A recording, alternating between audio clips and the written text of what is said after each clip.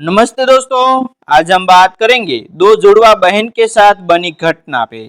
अम्मा ने हम दोनों भाइयों को पास बुलाकर कहा, देखो अब तुम दोनों शादी लायक हो चुके हो। मैं चाहती हूँ अब तुम दोनों की शादी कर देनी चाहिए। तुम दोनों तो जानते ही हो, शहर में यह 100 गज का घर तुम्हारे पिताजी ने कड़ी मेहनत करके 3 मंजिला बनवाया था, ताकि तुम्हारी बहू आराम से इस घर के बने कमरों में आराम से रह सके। मैंने मोहल्ले में ऐसे कई घर देखे जो किराए के मकान में रहते हैं, लेकिन शादी के वक्त अपना घर बताकर भोली भाली लड़कियों को फंसा लेते हैं और शादी कर लेते हैं। शादी के बाद कोर्ट कचहरी के चक्कर काटते रहे फिरते हैं। अम्मा की बात सुनकर मुझसे रहा नहीं गया। मैंने कहा, अम्मा आखिर तुम कहना क्या चाहती हो? शहर में हमारा तो अपना मकान है। आप एक बार बिचौलिए से बात कीजिए, हमारे लिए कन्याओं के रिश्ते दौड़े दौड़े चले आएंगे। तब अम्मा ने कहा, नेकराम तू चुप हो जा, तुझे अभी अक्ल नहीं है। तू अभी बच्चा है, शरीर से बड़ा हुआ है, दिमाग से नहीं। मैं जैसे कहती हूँ तुम दोनों भाइयों को वैसा ही करना होगा। तुम दोनों आज ही दूसरे शहर जाकर एक किराए का घर बुक कर लो और उसमें रहने और खाने पीने का थोड़ा बहुत सामान रख लो। नौकरियों तो तुम दोनों करते ही हो, अपना अपना खर्च आराम से चला हो लोगे। जब तुम घर ले लोगे किराए का, तब मैं पिताजी को लेकर तुम्हारे साथ रहने आ जाऊंगी। यह बात सुनकर बड़े भैया बिखर पड़े और कहने लगे, अम्मा तुम ये कैसी बातें करते हो? शहर में अपना मकान होकर भला हम दूसरे शहर में किराए का मकान क्यों ढूंढे? और फिर इस घर में कौन रहेगा?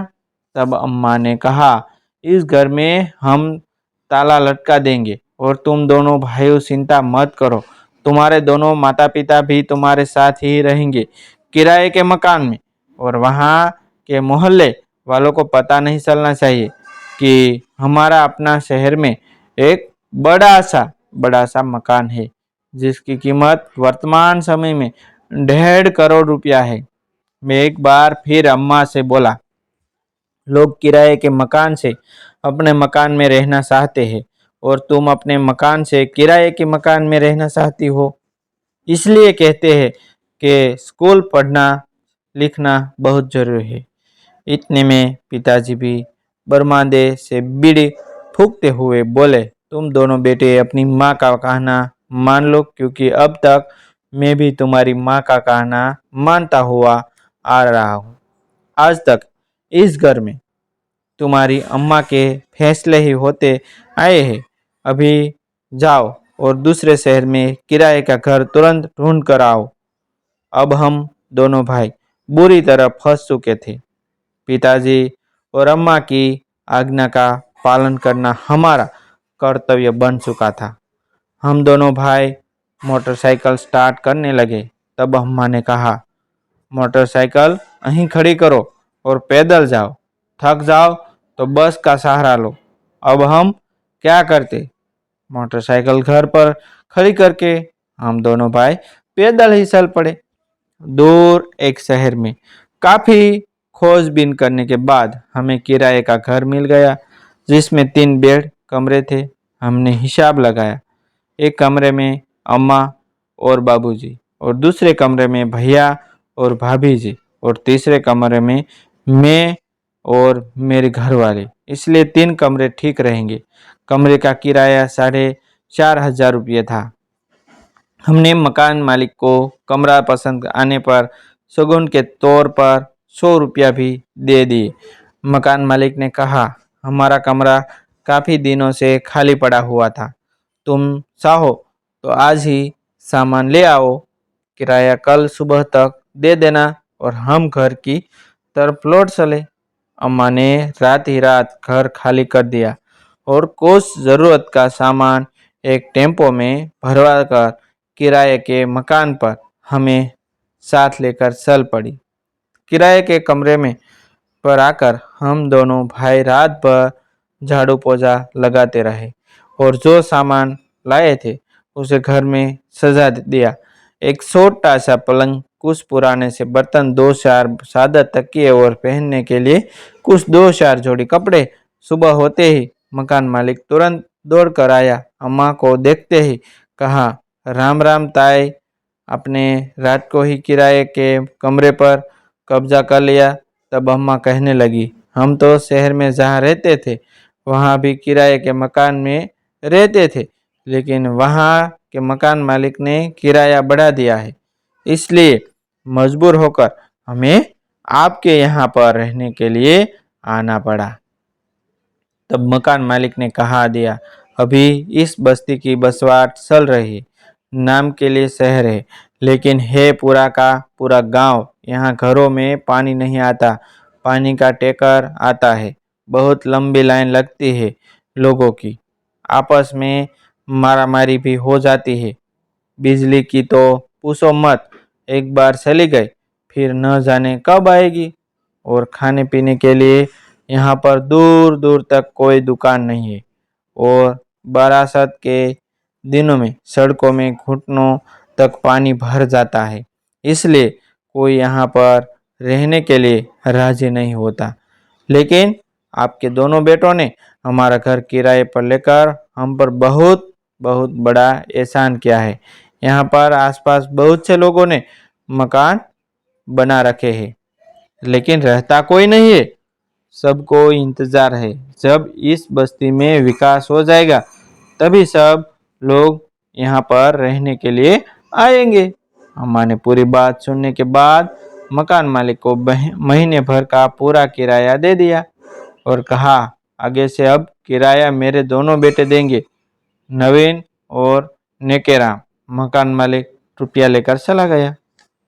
मकान मालिक के जाने के बाद अम्मा ने बड़े भैया से कहा, मैं जानती है तुमने जानबूझकर यहाँ पर किराया का कमरा लिया है ताकि मैं घबरा जाऊं और तुम दोनों से कहूँ चलो वापस अपने मकान में चलते हैं, लेकिन मेरा फैसला अटल है। अम्मा की बात सुनकर हम दोनों भाइयों के पसीने निकल आए। हमें समझ नहीं आ रहा था कि आखिर अम्मा चाहती है क्या। अम्मा चाहती है क्या, अपना घर होते हुए हमें किराए के मकान में क्यों ले आई। दिन बीतने लगे, पूरे 15 दिन बीत चुके थे। वही पास में एक मंदिर था, वहाँ एक पुजारी रहा करते थे। अम्मा हम दोनों भाइयों को उस मंदिर में ले गए और वहाँ एक पंडित जी से मिलवाया। अम्मा ने पंडित जी को बताया, मैं अपने दोनों बेटों की शादी करना चाहती हूँ। इस मंदिर के बाहर लिखा हुआ है, इस मंदिर के बाहर लिखा हुआ है, यहाँ पर शादी भी करवाई जाती है। तब पंडित जी बोले, हाँ हाँ मैं ही शादी करवाता हूँ। तब अम्मा ने कहा, यह मेरा बड़ा बेटा नवीन है, सेल्समैन है, साइकिल से सेल्स करता है, हर मेडिकल स्टोर पर दवाइयों की ठीक ठीक कमा लेता है, महीने के 10,000 हजार तो कभी 11,000 रुपये। और यहाँ तो दूसरा बेटा खड़ा है, इसका नाम नेकाराम है, यही सिक्योरिटी गार्ड की नौकरी करता है, यह भी महीने के 10 से 12,000 रुपया कमा लेता है। रमेश मकान मालिक के हम नए किराएदार हैं। पंडित जी ने कहा, रमेश जी को तो मैं बहुत सालों से जानता हूँ, जब मेरा मंदिर बन रहा था तब उनका मकान भी बन रहा था, आज से 15 बरस पहले। ठीक है, आप अपने दोनों बेटों की एक एक फोटो मुझे दे दीजिए और मेरी फीस ज़्यादा नहीं, बस मंदिर जाते रहिए और ईश्वर के दर्शन करते रहिए, ये मेरी फीस है। घर आकर मैंने अम्मा से कहा, मुझे नहीं लगता कि इस जन्म में हमारी शादी होगी। 15 दिन और बीत चुके थे। ड्यूटी से आने के बाद मोमबत्ती जलाकर अम्मा खाना पकाती। सुबह हमें पानी के टैंकर से पानी भरना पड़ता और पिताजी की बीड़ी लाने के लिए मुझे 1.5 किलोमीटर दूर जाना पड़ता। सड़कें भी ऐसी गड्ढे वाली कि वहाँ पर साइकिल चलाना भी कठिन था। कभी कभी तो हम दोनों भाई सोचते कि आखिर हमें ऐसी अम्मा क्यों मिली जो ऐशो आराम की जिंदगी छोड़कर इस वीरान बस्ती में रहना पड़ रहा है। एक आखिर क्या, एक महीने बाद पंडित जी हमारे घर पहुंचे। शाम का वक्त था। हम सभी लोग घर पर ही मौजूद थे। पंडित जी ने दो लड़कियों की तस्वीर दिखाकर कहा, बहुत ढूंढने के बाद दो रिश्ते हाथ आए हैं। तुम्हारे बड़े बेटे के लिए बबीता नाम की लड़की देखिए जो जॉब करती है, और उसकी छोटी बहन सविता, वह अभी पढ़ाई करके वह भी जॉब करना चाहती है। मैंने बता दिया। लड़के वाले गरीब है, किराए के मकान में रहते हैं, छोटी मोटी नौकरी करके गुजारा करते हैं, सीधे साधे हैं। घर में एक माताजी है जिन्हें सब अम्मा कहते हैं, और लड़के को पिताजी भी है। लड़की वालों ने साफ साफ कह दिया है, हम कोई दहेज नहीं दे सकते, हम कोई दहेज नहीं दे सकते। तब अम्मा ने कहा, हमें दहेज नहीं चाहिए, हमें केवल लड़कियां चाहिए। पंडित जी ने प्रस्ताव लड़की वालों के घर भिजवा दिया। अगले ही दिन लड़की की माताजी और उनके पिताजी हम दोनों भाई को देखने के लिए हमारे किराए के मकान पर ही आ धपके। लड़की के पिताजी का हमने स्वागत किया चाय पानी से, और लड़की की माताजी को मिठाई खिलाकर मुंह मीठा किया। पंडित जी भी बगल में ही बैठे थे, उन्हें भी एक लड़ खिलाया। लड़की के पिताजी बोले, हम कब से अपनी बेटियों के लिए लड़के खोज रहे थे। पहले तो हमने सोचा कि हमारी बेटियां किसी बड़े मकान में चली जाए, लेकिन जितने भी बड़े मकान मिल रहे थे सब दहेज की मांग कर रहे थे। थक हार कर हमने खोजबीन करना बंद कर दिया, और परसों ही पंडित जी हमारे पास आए। कहने लगे, बेटियों की उम्र निकल रही है, हाथ पर हाथ करने से कुछ नहीं होगा। मेरे पास दो लड़के हैं, किराए के मकान में रहते हैं, मेहनत मजदूरी करके दो पैसे कमा रहे ही लेते हैं, और सुख दुख तो सब भाग्य का खेल है। तब हमने भी पंडित जी की बात मान ली और कहा, अब हमारी बेटियों के भाग्य में किराए के मकान में ही रहना लिखा है। सारी उम्र बचपन से जवानी तक किराए के मकान में पली बढ़ी, अब शादी के बाद भी किराए के मकान में रहना पड़ा। लेकिन अगर हम वर वालों की तारीफ से उनका अपना मकान खोजते रहे तो हमारी बेटियां सारी उम्र कुंवारी ही रह जाएगी। पंडित जी ने कहा, अब इधर उधर की बातें न कीजिए, शादी की तारीख तय कर लीजिए। 2 दिन बाद शादी की तारीख तय हो गई। 9 दिसंबर की तारीख निकल गई पड़ी। पंडित जी ने लिख कर दे दिया और गुण भी मिल दिए। सब ठीक ठीक है, शुभ मुहूर्त है, देर नहीं होनी चाहिए। इतना कहकर पंडित जी मंदिर की तरफ चल पड़ी। अम्मा घर सजाने में लग गई। शादी को 1 महीना रह गया था। धीरे धीरे शादी का दिन निकट आ चुका था। शादी के कार्ड मोहल्ले में बंट चुके थे। दिसंबर का महीना भी आ गया। शादी के केवल 2 दिन रह गए चुके थे। अम्मा ने किसी भी रिश्तेदारों को शादी का कार्ड नहीं दिया। ये देखकर हम बड़ा ताज्जुब लगा। तब हमारे पूछने पर अम्मा ने बताया, पहले शादी हो जाने दो, शादी के 3 महीने के बाद पार्टी करेंगे और पूरे रिश्तेदारों को बुलाएंगे अपने उसी पुराने मकान में, जो शहर में हमारा अपना मकान है। अम्मा की बातें हमें समझ नहीं आई, और अम्मा का फैसला हमें जानना था ही पड़ेगा। हमारी शादी को 15 दिन बीत चुके थे। घर में 2 बहुएं आ चुकी थी। घर की साफ सफाई और घर का सारा कामकाज उन्होंने अपने जिस्म पर ले लिया। पानी टैंकर से बड़े बड़े बर्तनों को भरना, बिजली चले जाने पर मोबाइल बत्ती जलाकर गैस चूल्हे पर खाना पकाना।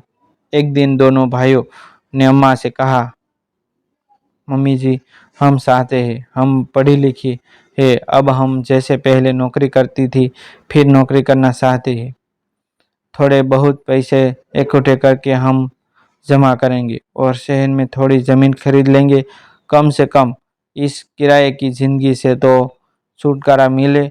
हर महीने लपक कर किराया आ जाता है और 4,500 रुपया पानी में चले जाते हैं। अगर हमारा अपना मकान होता तो हमें कभी किराए न देना पड़ता। तब अम्मा ने कहा, तुम कितने रुपये जोड़ सकती हो? तब उन्होंने कहा, हम रोज़ के 50 रुपये जमा कर सकती है। हम दोनों बहनें मिलकर महीने के 3000 रुपया जमा कर सकते हैं। और उन्होंने एक महीने में जमा अम्मा के हाथ में 3000 रुपया रख दिया और अम्मा से कहा, मम्मी जी, हमारी सहेलियाँ ने तो बहुत मना किया था कि तुम जिन लड़कों से शादी करना चाहती हो वह किराए के मकान में रहते हैं, बहुत गरीब है। उनसे शादी करने उनसे शादी करके तुम पछताओगी। लेकिन हमें अपने माता पिता से संस्कार मिले हैं। लड़का गरीब हो लेकिन पढ़ा लिखा हो, नशे से दूर हो, यही सबसे बड़ी पूंजी होती है। अम्मा बड़ी गौर से उनकी बातें सुन रही थी। तब अम्मा ने कहा, तुम बस दुखों से मत घबराना, ईश्वर तुम्हारे लिए कुछ अच्छा ही सोच रहा होगा। शादी के 3 महीने बाद बीत रह चुके थे। एक रात चुपके से अम्मा ने हम दोनों भाइयों को बुलाया और कहा, अब वक्त आ गया है, अब वक्त आ गया, हमें अपने घर चलना चाहिए। इन 3 महीनों में तुम्हारी पत्नियों ने मेरी खूब सेवा की और तुम्हारे बाबूजी की अच्छे से देखभाल की, इसलिए तुम्हारी दोनों बहू मेरी कसौटी में खड़ी उतरी। जब उन्हें पता चलेगा कि शहर में उनके पतियों का खुद का अपना घर है, शायद वह हिल जाए। एक तरफ उन्हें दुख भी होगा, आखिर इतनी बड़ी बात क्यों छिपाई, लेकिन एक तरफ खुशी भी होगी। अगली सुबह एक टेम्पो खड़ा हुआ और हम दोनों भाइयों ने अपनी अपनी बीवियों को से कहा, हमें एक किराए का कमरा खाली करना है। आज ही हम दूसरे शहर की तरफ जा रहे। हम सभी लोग सामान बाद लेकर टेम्पो में बैठ गए और टेम्पो फिर वही पुराने शहर की तरफ चल पड़ा। दोनों बहनें अनजान थी कि आखिर वहाँ कहाँ जा रहे हैं। हम भी घबरा रहे थे, अब न जाने क्या होगा, अब न क्या होगा। दूसरा भाग देखने के लिए हमने कमेंट बॉक्स में कमेंट भेज दिए और ऐसी न्यू न्यू वीडियो देखने के लिए हमारा चैनल आप सब्सक्राइब कर लीजिए। थैंक यू दोस्तों, मिलते हैं एक न्यू वीडियो के साथ।